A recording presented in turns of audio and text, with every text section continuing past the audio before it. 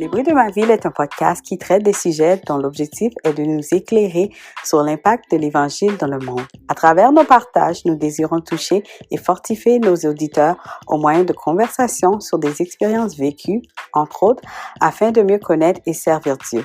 Préparez-vous à être illuminés et à entendre le raisonnement des merveilles de Dieu.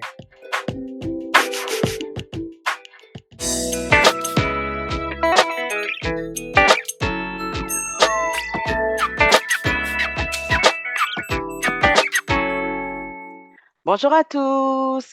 Je suis bien contente d'être avec vous aujourd'hui pour un autre épisode des bruits de ma ville. Je suis en très bonne compagnie aujourd'hui. Je suis avec Mélissa Bonval, chrétienne, épouse, mère et auteure. Elle est à l'origine du podcast Au Beau Cœur qui a été mis sur pied en 2021 et de la chaîne YouTube L'Optimisme par la foi en 2022.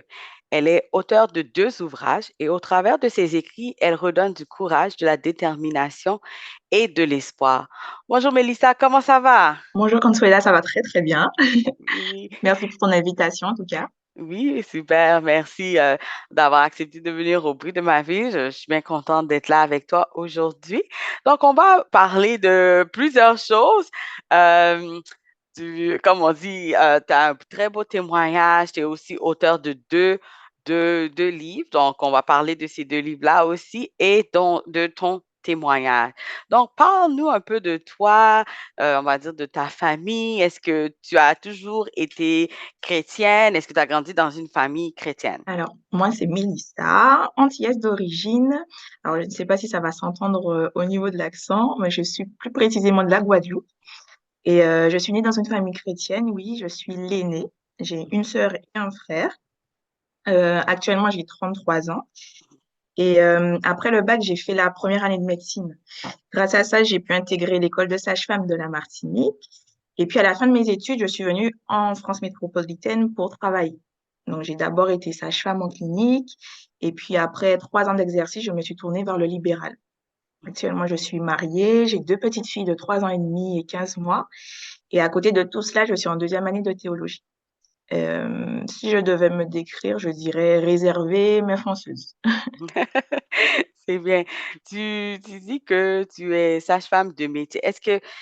Qu'est-ce qui t'a interpellée à aller vers cette profession au tout début? Eh ben, j'ai toujours voulu travailler dans le médical, en fait. Quand j'étais enfant, je disais au départ, je veux être infirmière. Ensuite, quand j'ai vu la série Urgence, je me suis dit, bon, pourquoi pas pédiatre? Et puis après le bac, donc du coup, forcément, je me suis lancée dans la première année de médecine. Mhm. À l'époque, c'était une année commune avec les filières sage-femme, kiné. C'était une année très difficile, mais j'ai réussi à avoir ma place pour l'école de sage-femme. Et franchement, je ne connaissais pas du tout ce métier, mais c'est là que j'ai vu que Dieu fait bien les choses. Il savait ce qui était mieux pour moi. J'ai remarqué qu'une sage-femme peut faire tellement de choses. En général, c'est vrai qu'on l'associe à l'acte de l'accouchement, mais j'ai découvert un panel incroyable. Et j'aime bien en fait la proximité avec la patiente, le fait de la suivre tout au long de sa vie, que ce soit au niveau de la grossesse, de l'accouchement, même pour le suivi gynéco. Donc franchement, j'ai beaucoup apprécié tout ça. Et c'est vrai qu'actuellement, j'œuvre à domicile. Je fais pas forcément le suivi global, mais je découvre encore une approche différente du métier.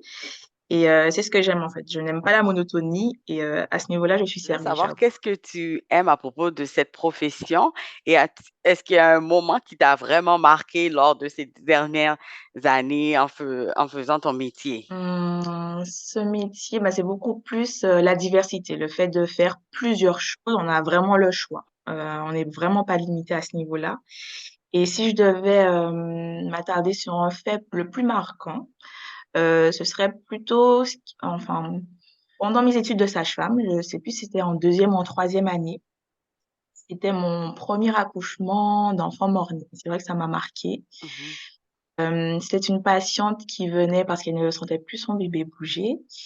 Elle devait avoir 6 mois et demi et du coup, c'est vrai que c'était la première fois et tout le l'accouchement, le protocole qu'il a fallu faire ensuite et c'est vrai que ça m'a marquée. Ça m'a marquée. Je me souviens encore du prénom, de l'enfant et j'avoue que ça m'est resté et c'est là qu'on voit qu'en fait, c'est vrai qu'on associe forcément sage-femme à vie, en fait, Mhm, mais pas forcément. La sage-femme, elle accompagne. Elle accompagne la mère, elle accompagne des parents, une famille, mhm. dans une grossesse, un accouchement, peu importe l'issue, en fait. Au travers de tout ça, est-ce que c'est un métier que tu sens depuis que tu as commencé avec les années qu'il y a plus de femmes qui rentrent dans ce métier ou les choses ont un peu changé? Alors, quand moi, je suis rentrée à l'école de sage-femme, dans ma classe, il y avait 2 garçons et on était 24 en tout.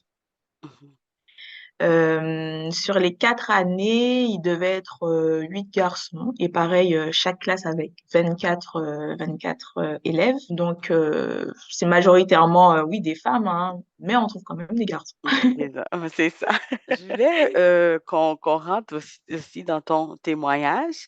Tu es épouse et maman, comme tu as dit au début. En regardant un peu, en faisant un peu de recherche, j'ai vu que ta famille et toi, vous aviez passé au travers d'une situation. Et as-tu vécu l'annonce de la rare maladie de ta fille, de votre fille? Alors, faut savoir que pendant ma première grossesse, c'est vrai que j'ai été allaitée tout le long. Mhm, J'avais facilement des contractions, en fait, comme j'avais un fibrome par rapport à ça et puis, j'étais souvent malade, en fait. J'ai vomi toute la grossesse. mhm, Donc du coup, j'étais, arrêtée dans toute la grossesse et donc du coup, au 9e mois, j'ai perdu les os. On s'est dirigé vers les urgences. Le travail a suivi son cours. Mon accouchement s'est vraiment bien passé. Si, je devais retenir quelque chose, c'était vraiment pour moi la meilleure partie, mhm, l'accouchement. Hem et après vraiment, 1er examen d'enfant nouveau-né, tout s'est bien passé, elle allait très bien et c'est vrai que dès le lendemain, on a commencé à voir qu'elle perdait un petit peu ses réflexes. Déjà, elle était moins bien au sein, mhm, au niveau de la tonicité, on voyait que c'était moins bien. Donc on a très vite vu avec, les pédiatres. Donc du coup, on a vu quand même qu'il y avait quelque chose qui n'allait pas. mhm. On l'a transférée en réanimat et de là, bon, bah, du coup, ça s'est enchaîné très vite, en fait, parce que du coup, on a fait plein d'examens différents pour voir, ben, du coup, qu'est-ce qui n'allait pas. On a fini par la transférer en soins intensifs parce que son état se dégradait au fur et à mesure et au 3e jour, ben, du coup, elle s'est retrouvée dans le coma. Ben, oui, là, ça a été, très difficile. Très difficile. Je peux même pas, sortir vraiment les mots pour expliquer vraiment cette situation, mais ça a été très difficile, très soudain et on ne comprenait pas ça Est-ce que et oui. Vas-y. Non, j'allais demander, est-ce que vous aviez posé des questions pour savoir, OK, docteur, qu'est-ce qui se passe? On comprend En pas. fait, tout le monde était dans le doute, même les Mhm, médecins, ils ne savent pas et personne ne veut vraiment dire pour l'instant puisqu'on attend en fait les résultats d'examen mhm, mhm, et donc là, elle était dans le coma et vers le 5e jour, on a reçu les premiers résultats et ben, je me souviens encore de ce moment, je voyais que le médecin, il voulait pas spécialement dire. C'est toujours compliqué de faire une annonce comme ça. mhm, Hem et j'ai vu tout de suite que voilà, c'était quelque chose d'assez gros, on va dire mhm, et en fait, il s'agissait d'une maladie très rare. Ça s'appelle l'hyperglycémémie sans cétose. Donc en fait, c'est une maladie, qui est génétique. Il y a un défaut génétique qui fait qu'elle ne peut pas en fait, réguler toute seule son taux de glycine et c'est vrai qu'un taux de glycine trop élevé dans le sang, bah, du coup, ça entraîne, un mauvais fonctionnement au niveau du cerveau. mhm. Et il y a différents degrés de la maladie et quand ça survient dans les premiers jours, bah, pour eux, en fait, pour les médecins, c'est, un cas sévère et donc du coup, ils nous ont tout de suite dit qu'en fait, voilà, il ne fallait pas trop compter sur elle, que, en fait, qu'elle n'allait pas survivre. Donc oui, ça a été, j'avoue, oui, le choc parce qu'on arrive, tout se passe bien à l'accouchement, Mhm. tout va bien et puis au final, au niveau de l'enchaînement, ça a été très vite jusqu'à cette annonce, ça a été très compliqué, oui. Ça a été très compliqué, même de l'annoncer à nos parents qui, ont fait en sorte de venir assez rapidement aussi pour la voir. Mhm. Ça a été compliqué et puis l'enchaînement aussi puisque il fallait faire le protocole de fin de vie. Euh, C'était une situation c'était un peu paradoxal. Oui. C'était un Un, peu un peu comme difficile, tu mais dis, difficile et paradoxal. Est-ce que tu avais une connaissance de cette maladie? Est-ce que tu en avais déjà entendu parler auparavant ou c'était vraiment la première fois que tu entendais ces pas du mots? tout. Mhm, Je ne connaissais pas du tout cette maladie. Même les médecins et les infirmières où j'ai accouché, bon, bah, du coup, ne connaissaient pas. mhm, Donc, du coup, on était obligé de se rapprocher de notre centre hospitalier où il y avait des médecins qui connaissaient un petit peu plus, qui nous ont expliqué, et justement, c'est eux qui ont fait la conclusion pour nous dire que voilà, que Maïmi ne survivrait pas, en fait, mhm. par rapport à ça, et que les examens étaient de toutes les manières très mauvais, et que, voilà. Donc, l'issue, oui, serait fatale. Ok, fatal. Et voilà. Et donc du coup, on a commencé, on va dire le protocole de fin de vie. C'était beaucoup plus, même si elle était là sans être là, on va dire, le premier bain, les choses comme ça, le bain avec les parents, quelques petites photos, voilà. Le fait de la prendre dans ses bras, voilà, voilà, des petites choses comme ça pour juste garder des souvenirs en fait. Oui, oui. Mais Et, au fil des jours, au fil des jours, ben, au lieu que son état s'aggrave, c'était le contraire. mhm. Commençait, ben, du coup, à avoir des petits réflexes au niveau des jambes, des bras, elle bougeait un petit peu. Et puis, ben, le 13e jour de coma, ben, du coup, elle a ouvert ses Si yeux. pendant ce temps, quelles ont été certaines difficultés? Je suis sûre que votre foi a été ébranlée, mais comment est-ce que vous avez fait pour passer au travers? Donc, on vous annonce la nouvelle. euh, vous- c'est un choc, comme on peut dire. Je sais que votre foi a été éprouvée. Donc, comment vous vous Bon, en êtes fait, à ce soutenu? moment-là, on s'en remet Mhm. au médecin. Oui. Mhm, À ce moment-là, on s'en remet au médecin déjà quant à l'issue, mhm, puisqu'ils disent que voilà, elle ne survivra pas, c'est sûr. mhm. Donc, faut se faire à l'idée. Oui, ça a été compliqué, ça a été difficile et même plus que difficile, non, il y a même pas de mots pour expliquer cette période-là et je sais pas trop comment j'ai fait pour tenir parce que, parfois je faisais des allers-retours, maison hôpital, parfois je pouvais pas trop rester dans la chambre, j'en pouvais plus, enfin, il y a des petites périodes comme ça qui me remontent, voilà. Oui. Mais oui, ça a été, compliqué. Même quand la famille était là, bon, c'est compliqué aussi de trouver les mots Mhm, dans une situation comme ça. Donc je peux comprendre aussi que ça a été difficile pour eux. Mais la foi, c'était beaucoup plus dans l'après. mhm, Parce qu'à ce moment-là, on se disait, bon, il n'y a pas d'issue. Bon, ben, à ce moment-là, on se disait, oui, pourquoi Seigneur, pourquoi nous? Mais on se disait pas, peut-être que voilà, il y aura un miracle ou voilà, peut-être qu'il y aura une issue favorable. On s'était vraiment remis, ben, du coup, à ce que les médecins nous avaient dit. mhm. Et puis les jours sont passés et puis au fur et à mesure, ben, du coup, elle s'est réveillée. OK. Et franchement, ça a été, à ce moment-là, je me suis dit, mais waouh, quoi. Mhm. Parce que il nous avait dit ça, au final, bon, bah, du coup, elle est encore là. Il y a de l'espoir, quoi. Oui. Il y a quand même de l'espoir. Euh, oui, elle est malade. Elle a encore sa maladie. C'est une maladie incurable de toutes les manières. Elle Mhm, ne peut pas guérir. Euh, Quand on voit actuellement, il y a très peu d'enfants qui ont, et c'est vrai que n'ont pas une très grande espérance de vie non plus. mhm, Mais elle est encore là, elle a 3 ans et demi. Notre foi, elle a beaucoup plus été éprouvée. Ben, du coup, par la suite, à partir du moment où on est sorti de l'hôpital avec elle, mhm, elle avait 3 semaines. Mais c'est là que le péril a commencé. Parce que du coup, on sort de l'hôpital. Notre fille a une maladie très rare, très peu de médecins connaissent. Personne ne sait comment traiter la maladie. Par contre, on sait que ben, du coup, ça peut engendrer certains symptômes. Euh, il y aura forcément un retard de développement psychomoteur. Euh, il peut y avoir des crises d'épilepsie, et en effet, il y en a eu. Mhm. Au départ, quand on a été voir les spécialistes qui se connaissent un petit peu plus, on avait des rendez-vous très, très rapprochés, c'est vrai, toutes les semaines. Et au départ, ils nous disaient, bon, ok, elle s'est réveillée, mais pour nous, ben, du coup, ça sera un mois. Quand elle a atteint un mois, ben, du coup, après, on nous a dit 3 mois. Mhm. Quand elle a eu 3 mois, c'est à ce moment-là que les crises d'épilepsie ont commencé. Et là, pareil, on a essayé de traiter comme on pouvait. On n'a pas trop réussi. Et ça a été encore plus compliqué, on va dire, puisque voilà, un petit bébé comme ça qui a des crises d'épilepsie, voilà.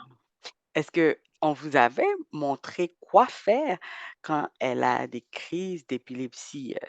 Est-ce que l'hôpital ou les docteurs vous ont donné, comme on va dire, une formation, ou si ça même ça existe, mais pour vraiment, euh, on va donner des outils aux parents pour dire, OK, ouais, quand ça arrive, vous devez faire ci. Si ça arrive, il faut faire ça. Est-ce qu'il y avait une sorte de formation quand ça vient à ça? Alors, déjà, il fallait observer le Mhm, type de crise d'épilepsie pour qu'on puisse, ben, du coup, leur expliquer, filmer si besoin. Euh, Voir dans quel cadre. Est-ce que c'était juste après un repas? Est-ce que c'était au moment du sommeil et du coup ça se déclarait ou voilà. Voir à quel moment aussi. Est-ce que ça s'enchaînait? Combien de temps duraient les crises? Voilà. Il fallait observer tout ça. Et puis on nous disait à partir de tel moment, bon ben du coup faut appeler, soit appeler ou vous diriger directement vers les urgences. Euh, et puis, quand on a vu la neurologue, bon, bah, du coup, on a essayé de mettre quand même un traitement en place qui n'a pas trop fonctionné. On a essayé de changer aussi, pareil. À un moment, ça réduisait quand même les crises. Mais on faisait quand même beaucoup dans la semaine. Ça réduisait, on en a eu quand même quelques-unes dans le mois. Et, mais ça s'est vraiment jamais vraiment arrêté jusqu'à arriver, alors du coup en juillet 2020, elle avait du coup ouais, 13 mois mhm, environ. Là on s'était dit, bon c'est bon, on n'en peut plus, il n'y a rien qui fonctionne sur les crises, on arrête le traitement, on a arrêté. OK. Et depuis ce jour-là, elle n'a plus de crise d'épilepsie. Il n'y a rien qui explique. Mhm, Il n'y a rien qui explique. Après, c'est vrai que la première année de Maïmi a été le plus difficile parce que on se pose plein de questions, on se dit est-ce que les médecins ne se sont pas trompés, on cherche des réponses, on cherche des études, on veut trouver la solution, même le traitement pour la maladie alors qu'on n'est pas médecin. mhm, Mais on se bat en fait, on se bat. Euh, on s'en veut, forcément, on s'en veut. C'est difficile aussi de se pardonner dans ce cadre-là. Euh, mais je lui ai dit, juillet 2020, bah, du coup, ça a été le moment de lâcher prise. mhm, Là où on s'est dit vraiment, bon, ben, c'est pas grave. Elle est comme ça, elle est comme ça. On lâche prise. On arrête les traitements parce que ça fonctionne pas. On s'en remet à Dieu. mhm, Forcément, oui, on va faire les consultations qu'il faut, la rééducation qu'il faut. On fera en fonction d'elle, en fonction de ce qu'elle peut. Et à partir de ce moment-là, bon, ben, du coup, les choses ont été différentes. mhm, Les choses ont été différentes. On voyait les choses d'une façon différente. Et même Maëmi, elle était mieux parce que du coup, ses cris se sont arrêtés. Euh, Elle était plus joyeuse, elle arrivait à rire.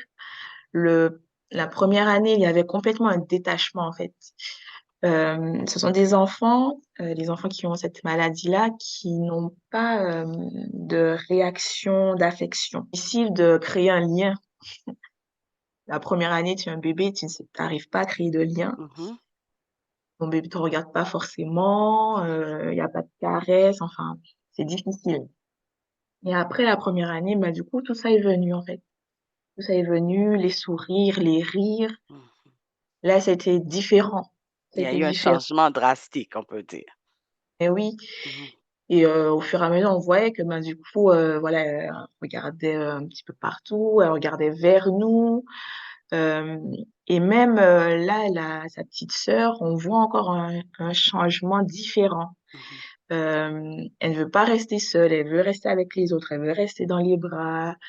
Euh, Quand on la pose sur son tapis, bon ben du coup, elle n'hésite pas du coup à venir s'asseoir, à appuyer sur son coude, voilà, à aller vers sa sœur, à aller vers un jouet. Il y a des petites choses comme ça. Après, elle fait c'est des progrès très très lents, hein. mhm.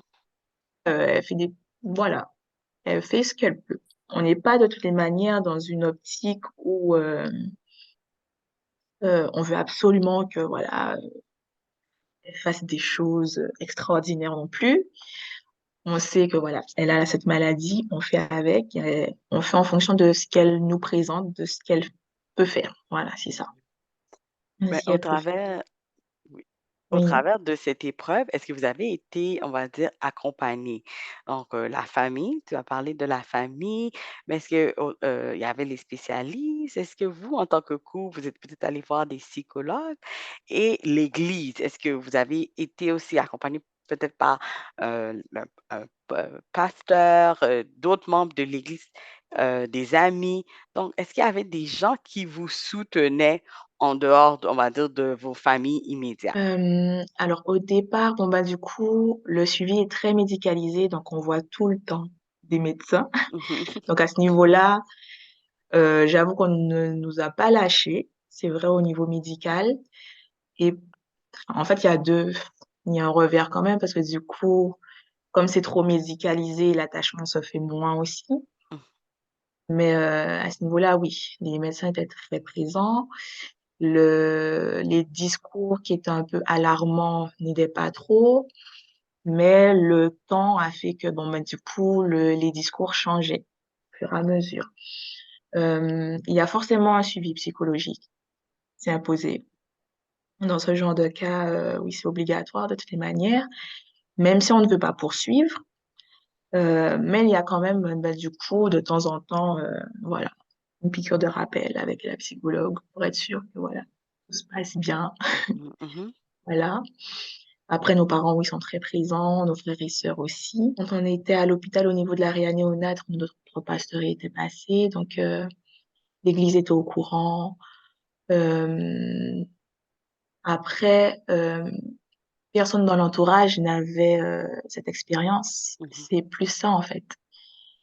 Personne dans l'entourage n'avait l'expérience et donc, du coup, on s'est senti un peu seul. Voilà. Après, je pense que c'est un peu la même chose pour d'autres personnes aussi qui ont peut-être des maladies rares ou passent par des épreuves un peu compliquées. C'est plus, voilà, quelqu'un autour de soi, trouver qui partage la même expérience que soi, c'est compliqué. C'est compliqué. Pour se faire comprendre, parfois, oui. Après, moi, je suis plutôt solitaire. Mhm, mhm, Et pour gérer ce genre de choses, j'aime bien me mettre à l'écart, gérer tranquillement mhm, et après revenir vers les autres.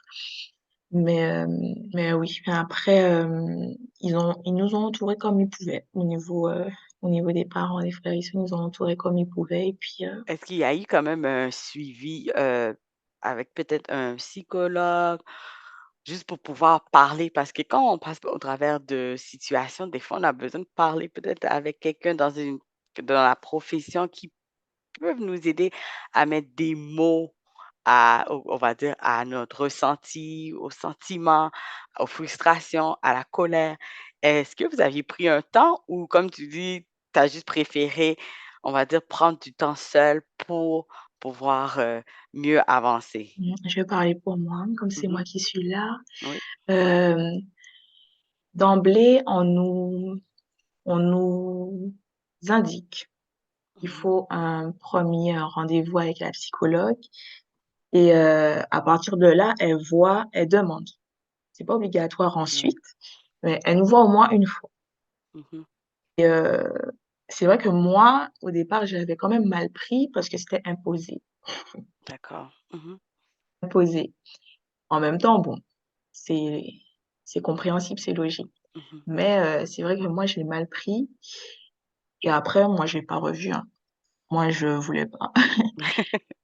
Moi, je voulais gérer mes affaires toute seule. Mhm, Et puis, pour dire quoi, les choses n'allaient pas changer. mhm, Euh, et puis, je suis pas une grande bavarde non plus. mhm, mhm, Euh, Au départ, je voulais pas. Et puis, quand il y a eu un certain moment, peut-être que Maïmi elle avait 6 mois, euh, à partir de là, on a commencé à espacer un peu les consultations. C'était à peu près une fois par trimestre. mhm, Donc là, pareil, ben, du coup, il y avait toujours une psychologue qui passait par là mhm, et qui en même temps demandait est-ce que ça va, ça se passe bien, voilà. Sans vraiment que ce soit, on va dire, une consultation officielle. mhm, Mais voilà, juste pour demander si ça se passe bien, est-ce que, voilà, comment ça se passe au niveau des aménagements, est-ce qu'il y a des traitements mis en place, est-ce que Maïmi le prend bien, est-ce qu'il y a une petite évolution, voilà. Donc à partir de là, à partir du moment où j'ai compris que voilà, elle n'était pas contre moi non plus, mhm, voilà, les choses étaient un peu, on va dire, différentes. Et puis même quand j'allais aux consultations, en général, euh, on est en hôpital de jour en chambre double.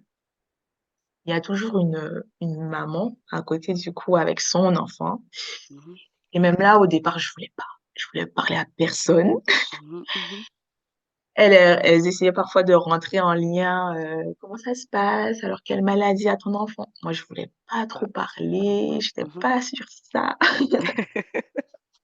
Et puis, pareil, au bout d'un moment, on m'a du coup, on commence à s'ouvrir à l'autre. Et c'est mhm, vrai que au fur et à mesure, quand j'y allais, et ben du coup, moi, je rencontrais des mamans qui étaient au début, en fait, enfin, au même stade que moi, on va dire, au départ, quand ma mamie avait 1 mois. Et je voyais la différence. Je voyais déjà mon évolution. mhm. Et moi, je savais comment, ben, du coup, aussi les aborder. Les aborder et puis leur parler, les encourager si besoin. Donc, ça se fait au fur et à mesure, en fait. Oui, il y a Même un le corps temps. médical Mhm, a compris, même le corps médical a compris qu'en fait, c'est des choses qui se font au fur et à mesure. Ils ne mhm, forcent rien. Forcément, ils vont venir vers vous pour comprendre ce que vous ressentez. Voilà. Il y a des personnes qui aiment parler, donc du coup, euh, qui auront besoin peut-être de voir le psychologue tout de suite, tout le temps. Il y a d'autres personnes qui en sont un peu plus réservées. Là, c'est autre chose. Ils savent s'adapter aussi en fonction du public qu'ils ont en face d'eux. Ils ont très bien géré, ils ont très bien géré à ce niveau-là. Euh, et ils n'ont rien forcé. Dans la relation, ils n'ont rien forcé. Les choses sont venues toutes seules du coup. Et au final, j'avais plaisir à aller à l'hôpital. mhm, J'organisais mes journées tranquillement. Je mhm. connaissais tous les services. Quand j'arrivais, voilà, je savais qu'il fallait passer par là. Voilà. Les, au bout d'une année, on va dire, voire plus, bon, bah, du coup, on va en consultation d'une façon différente. Comment est-ce que tu as vu la main de Dieu agir pour ta famille, ton couple, ton entourage, les gens qui t'entouraient pendant ce moment? Autant au départ, on est plus sur le pourquoi, Mhm, pourquoi ça m'arrive, pourquoi ça nous arrive. Au fur et à mesure, bon, bah, du coup, on voit les choses différemment et la vision de la vie est complètement différente. On vit de manière complètement différente. On a un enfant qui a une maladie incurable, c'est un peu vivre au jour le jour, mais on apprend à apprécier, on va dire, un peu plus les moments. mhm. Après, c'est vrai qu'elle est très, très embêtante quand même. Quand elle est en colère, elle fait savoir, hein. Mais, mais quand elle rigole, même avec sa sœur et tout, oui, c'est autre chose, c'est autre Mhm, chose. Ça mhm, n'a rien à voir par rapport au début. Et même dans le fait d'organiser ses journées, de travailler, euh, de parler aux autres, de rencontrer les autres, on est différent, mhm, différent. Et peut-être que, comme au niveau de notre entourage, ils ne nous voyaient pas forcément tout le temps, Peut-être que, ben, du coup, ils nous ont vus à différents moments. Mhm. Je pense qu'ils ont vu quand même l'évolution aussi. Au départ, bon, ben, du coup, on prend un peu plus de pincettes pour parler de ça. Et au fur et à mesure, à partir du moment où ils voient que, ben, nous, ça ne nous dérange plus, à ce moment-là, bon, ben, du coup, au niveau des relations, c'est mieux, on va dire. C'est Mhm. mieux. Et puis, on a fait un stage, on en a même fait 2 ou 3 en Espagne. C'est des stages de rééducation intensif. D'accord. On peut faire le nombre de semaines qu'on veut. Et là-bas, bon, bah, du coup, on rencontre, ben, du coup, d'autres parents qui ont aussi des enfants qui ont des maladies rares. On a rencontré des parents qui avaient aussi un enfant qui avait la même maladie. Et du coup, là, on tisse des liens, voilà, on a un peu les mêmes préoccupations, donc du coup, on peut parler de choses un peu plus librement, voilà. Et donc c'est vrai que ce genre de stage, ça aide, ben, du coup, pour la rééducation de l'enfant, mais ça aide aussi, bon, bah, du coup, pour, les parents. Ça aide aussi pour les parents. Bon. Donc voilà. Après ça, est-ce que avec le temps, vous avez pu, on va dire, retourner à faire certaines activités comme, on va dire, retourner à l'église ou aller en vacances ou faire certaines choses que pendant un certain temps, vous vous êtes arrêté et puis après, ce temps-là, vous aviez recommencé petit à petit? Au départ, on voulait rester dans notre cocon. Mhm, On voulait juste rester à 3 parce que du coup, vu qu'on ne savait pas combien de temps qu'elle allait rester, j'avoue, on a été un peu égoïste sur le coup, on voulait profiter d'elle au maximum mhm, et on sortait, entre nous, on faisait des activités, on essayait d'avoir le maximum de souvenirs, en fait, mhm, oui. le maximum de souvenirs avec elle. Même si bon, c'était un bébé, on pouvait pas faire grand-chose, mais voilà, on essayait de faire le maximum de souvenirs avec elle et puisque du coup, au départ, c'est vrai que le temps était imparti et au final, bon, ben, ça s'est rallongé, elle est encore là, donc merci Seigneur. Donc c'est vraiment au fur et à mesure, au départ, on voulait rester entre nous et maintenant, au fur et à mesure, bon, bah, du coup, on s'est ouvert aux autres, voilà, un petit peu plus. Mhm. Hem Mais ça se fait, voilà, crescendo, crescendo, tranquillement. Tranquillement, Voilà. tranquillement. Et quand ça vient à la foi, est-ce que pendant longtemps tu as été, on va dire, fâché peut-être contre Dieu? Heu, est-ce que maintenant, tu peux dire que tu t'es reconstruit au niveau de la foi, heu, prier plus? Comment ça s'est passé au niveau, on va dire, spirituel? Ah oui, moi, j'étais en colère, hein. J'étais Mmh en colère contre Dieu. Je ne comprenais pas comment alors je suis née à l'église, mh. j'étais impliquée dans l'église dès le début. J'ai toujours été, voilà, droite, bien à l'école. J'ai fait les choses, on va dire, dans l'ordre Mmh mh. et puis c'est ce qui m'arrive. Voilà, c'est ce qui m'arrive. Pourquoi? Pourquoi? En général, c'est cette question-là qui revient: «Pourquoi?» Mmh. Mais en fait, il m'a montré par la suite pourquoi. Mmh. Sinon, il n'y aurait pas eu les 2 livres, sinon il n'y aurait pas eu le podcast Au Beau Cœur, il n'y aurait rien eu de tout cela. Hem, Même au niveau de ma famille, je vois qu'elle est renforcée, même moi, mon caractère, ma transformation, je suis différente, même, Maëmi, bon, bah, du coup, je vois au fur et à mesure, elle est différente. Le fait de compter sur Dieu dans une difficulté, c'est énorme. À partir du moment où on se dit: «Je compte sur Dieu», je suis capable de tout affronter après. Après. Mmh. C'est surtout ça, en fait Mmh. et c'est ce qu'il a voulu me faire comprendre, je pense. Le plus important, c'est pas dans les choses matérielles, la maison, l'argent. Il est où ton cœur? C'est ça. À quoi tu tiens le plus? Est-ce que tout ce que tu as, c'est grâce à moi? Est-ce que tu comptes sur toi-même? Il y a plein de choses comme ça qui m'ont fait un peu, ben, du coup, voilà, me transformer, on va dire. Oui, oui. Donc au travers de l'épreuve, il y a eu aussi une transformation, c'est ça? c'est ça. Oui, c'est ça. Et puis, comment va ta fille maintenant et le reste de la famille? Donc, vous avez maintenant une autre routine, elle a grandi. Tu nous as parlé aussi de son évolution, comment elle va maintenant. Maintenant que vous avez un deuxième enfant, comment est-ce que vous voyez l'avenir avec elle, avec l'autre petite aussi? Comment vont les choses? Alors, ben, actuellement, nous allons bien, tout le monde va bien. Mhm, Maëmy, elle continue ses rééducations quotidiennes. Au niveau, ben, du coup, du plan psychomoteur, elle ne marche pas encore, mais ben, du coup, elle se débrouille au sol tranquillement. mhm, Euh, Elle fait ses petites affaires tranquillement. Franchement, faut pas trop lui demander non plus, mais voilà, elle fait les choses petit à petit. Avec sa sœur, ça se passe bien. Au départ, j'avais peur, mais ça se passe bien. Sa petite sœur va lui chercher le bavoir, lui essuie la bouche. Parfois, elle va lui chercher le biberon, elle lui donne. Euh, non, ça se passe bien. Faudra voir au fur et à mesure comment on lui explique les petites choses, mais je pense que elle voit déjà la différence par rapport aux autres enfants. Elle sait que Maïmi, elle est différente.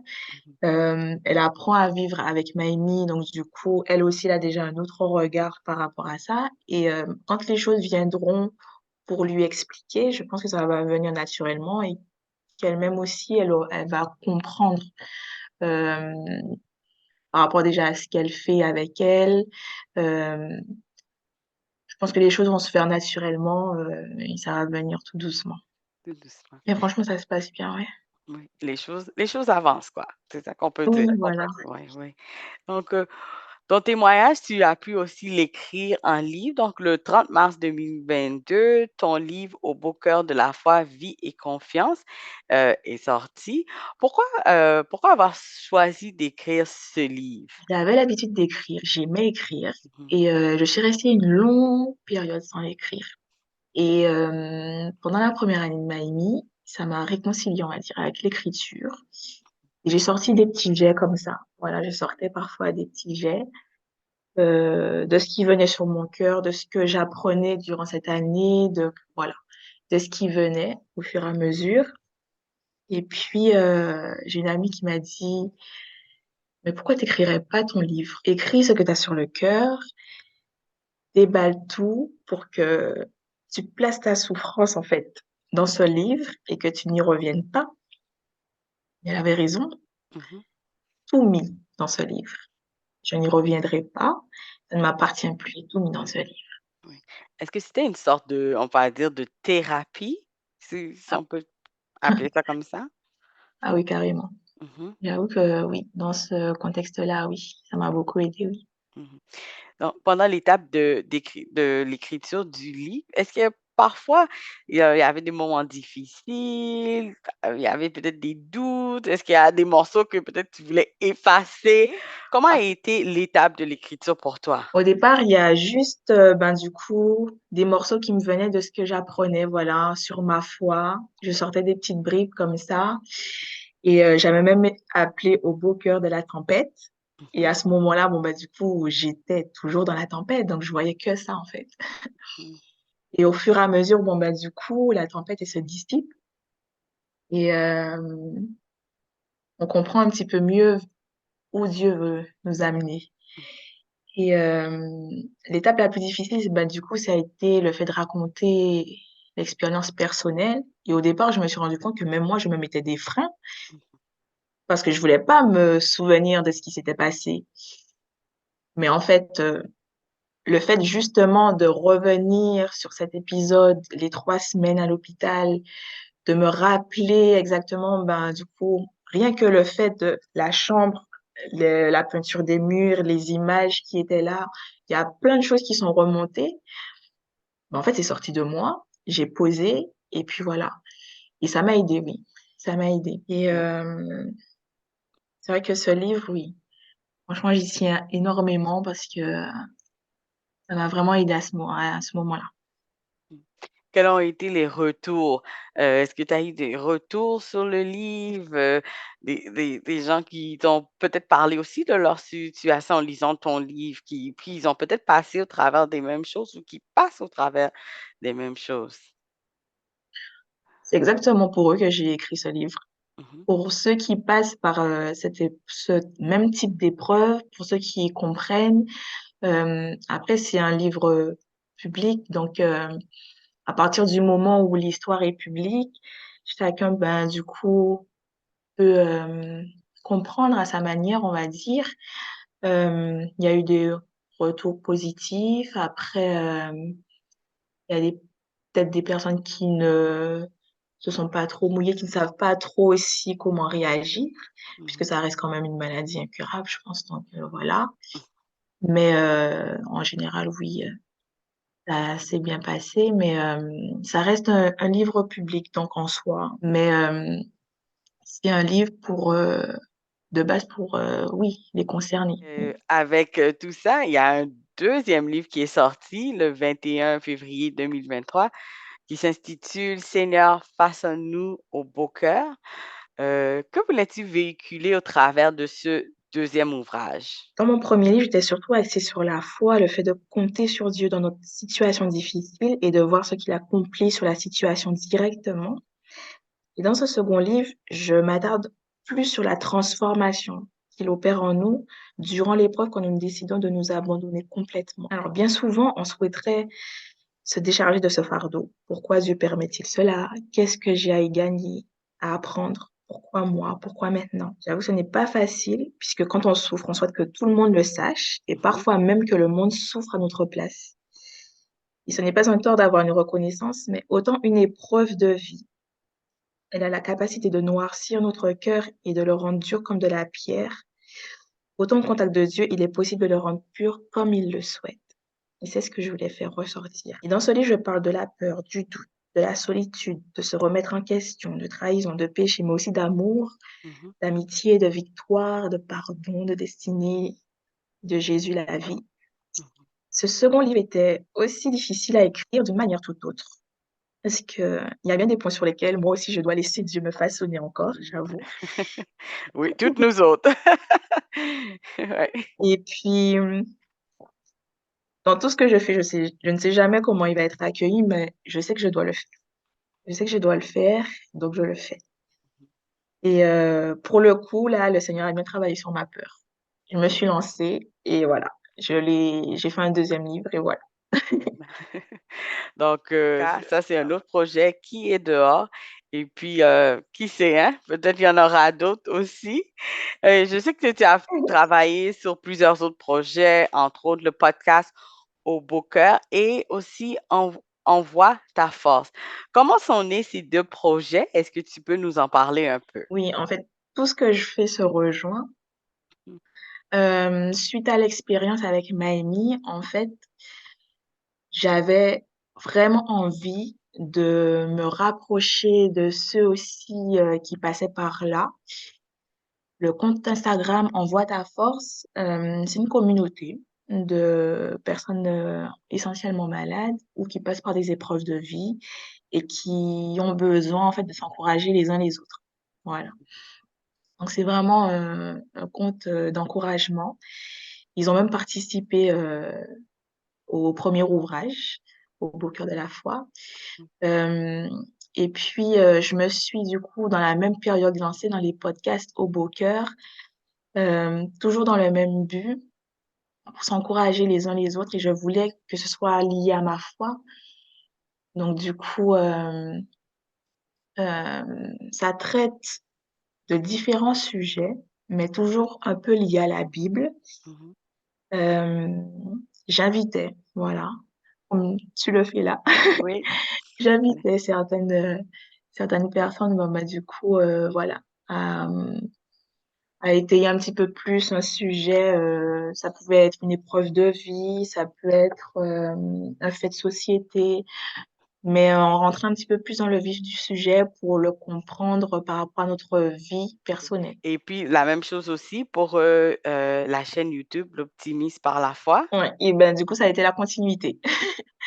Ça a été la continuité parce qu'après, bon, bah, du coup, j'ai fait des vidéos interviews où, bon, bah, du coup, je me rapprochais de personnes qui passaient par des épreuves compliquées. Ça pouvait Mhm, être quelqu'un qui était passé par une maladie, quelqu'un aussi, bon, bah, du coup, qui avait été dans le coma et au final, bon, bah, du coup, la situation aussi s'est renversée grâce à Dieu. Ça peut être aussi, on a parlé de d'abus sexuels, mhm. d'identité à Christ. C'est des vidéos interviews avec, voilà, des invités particuliers par rapport à un sujet précis, toujours autour des tempêtes de la vie. Voilà. Donc, est-ce que tout ça continue toujours? Tu continues toujours à travailler sur ces projets? Alors bientôt, on va reprendre les tournages pour Mhm, l'émission L'optimisme par la foi. mhm. Et puis, est-ce qu'il y a d'autres projets? En général, je parle pas trop de mes projets. On Oui. verra. On verra. Est-ce que tu as quelques mots pour encourager les parents qui sont peut-être en train de traverser un moment difficile ou qui traversent, on va dire, une situation comme celle que tu as passée, un mot pour les encourager et encourager aussi les auditeurs. Eh bien, il y a un verset que j'aime beaucoup qui se trouve dans Éphésiens 3, verset 20. Or, à celui qui peut faire, par la puissance qui agit en nous, infiniment au-delà de tout ce que nous demandons ou pensons. Nous sommes humains Ton et Dieu. témoignage et je sais que Dieu a encore de belles choses en réserve pour toi, pour ta famille, pour tes 2 filles. Donc merci d'être passé au bruit de ma ville. Merci beaucoup, Consuela. Je suis ravie aussi. À Merci. bientôt. À bientôt.